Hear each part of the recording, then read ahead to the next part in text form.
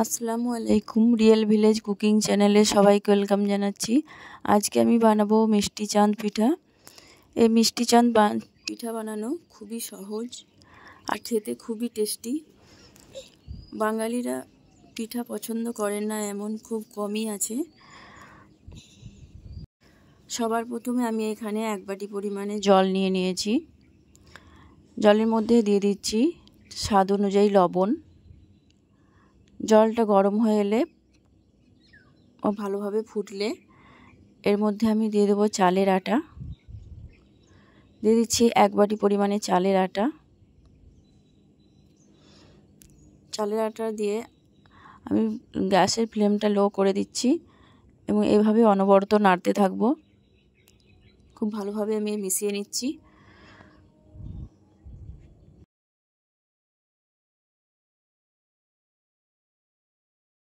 এরকম একটা শক্ত ডো তৈরি করে নেব।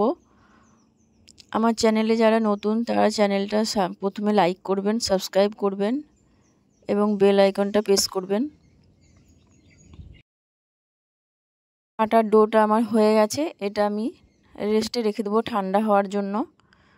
ঠান্ডা হলে এটা আমি হাত দিয়ে ভালো করে মাখিয়ে নেব। এখানে একটা প্যান নিয়ে নিয়েছি, এর মধ্যে দিয়ে দিয়েছি আখের গুড় আর দিয়ে দিচ্ছি সামান্য পরিমাণে জল। জল দিয়ে এই গুড়টাকে আমি গলিয়ে নেব।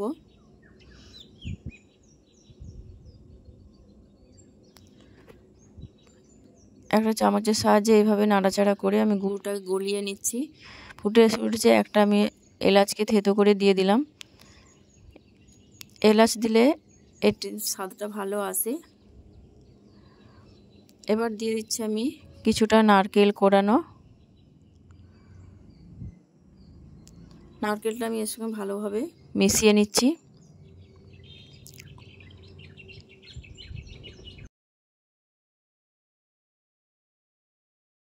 নারকেলটা খুব ভালোভাবে মিশিয়ে নিতে হবে।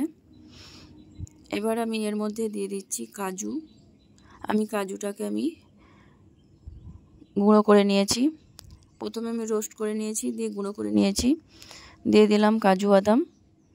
কাজু বাদাম দিয়ে আমি খুব ভালোভাবে এর সঙ্গে মিশিয়ে নিচ্ছি।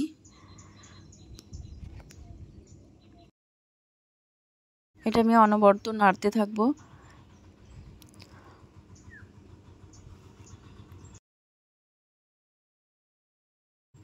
এই পিঠা খুবই টেস্টি হয় আর খেতে খুবই সুস্বাদু। বাচ্চা বড় সকলেই এই পিঠা খেতে পছন্দ করবে। আপনারা একবার বানিয়ে দেখবেন, খুবই ভালো লাগবে। এটা আমার প্রায় হয়ে এসেছে। এবার আমি যে ডোটা ঠান্ডা হতে দিয়েছিলাম সেটা আমি এবার হাত দিয়ে ভালোভাবে মথে নেব। হাতের মধ্যে কিছুটা পরিমাণে জল মাখিয়ে নিচ্ছি, দিয়ে হাত দিয়ে এইভাবে চেপে চেপে আমি এটাকে মথে নেব।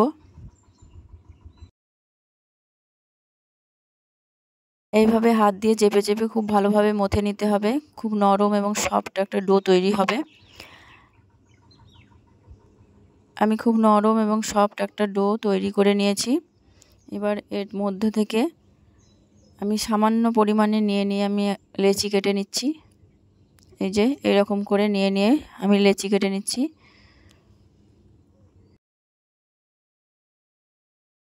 আমি এবার এগুলোকে গোল শেপ দিয়ে নিচ্ছি হাতের সাহায্যে। সামান্য জল মাখিয়ে এবার গোল শেপ দিয়ে নিচ্ছি। এই দেখুন খুব সুন্দরভাবে খুব সহজেই একটা গোল শেপ দিয়ে নিলাম। এই যে এই একইভাবে আমি সব কটাকে গোল শেপ দিয়ে নেব।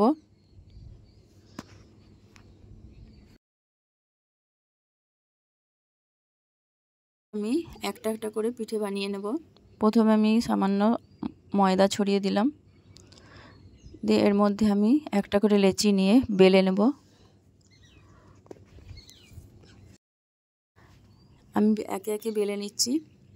এই পিঠা বানানো খুবই সহজ এবং সিম্পল, আপনারা খুব সহজেই বানিয়ে নিতে পারবেন।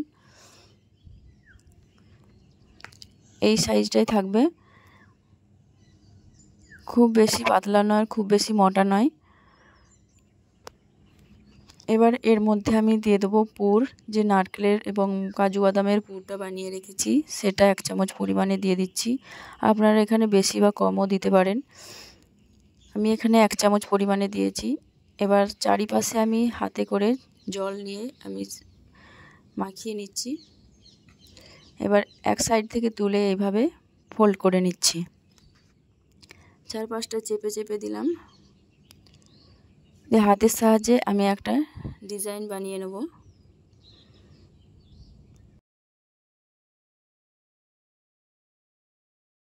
এইভাবে হাতের সাহায্যে আমি চেপে চেপে একটা ডিজাইন দিয়ে দিচ্ছি। এই যে এইরকম করে এইভাবে আমি একটা করে চেপে চেপে শেপ দিয়ে নিচ্ছি।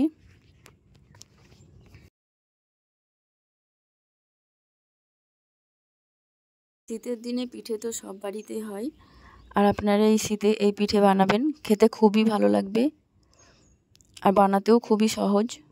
খুব সহজেই আপনারা বাড়িতে বানিয়ে নিতে পারবেন।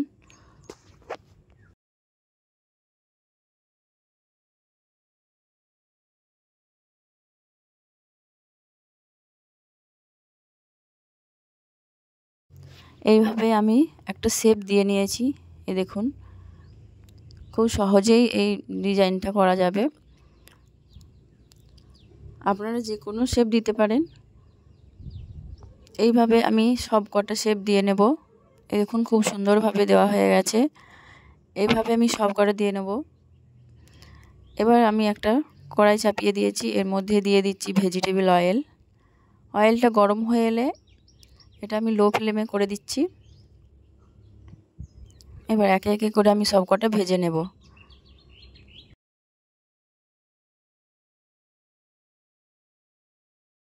এক সাইডটা হয়ে গেলে আমি অপর সাইডটা উল্টে দেব। আমি এটা লো ফ্লেমে ভাজছি।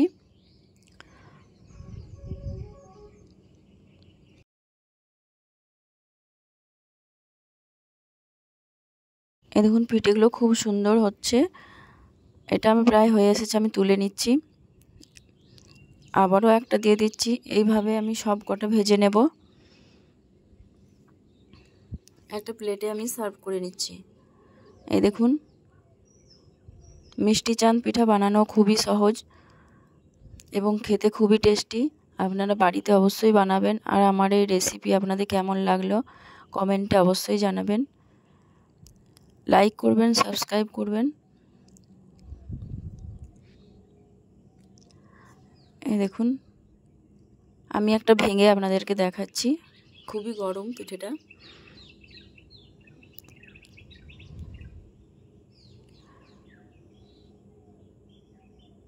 এই দেখুন, খুবই মুচমুচে হয়েছে আর খুবই সুস্বাদু।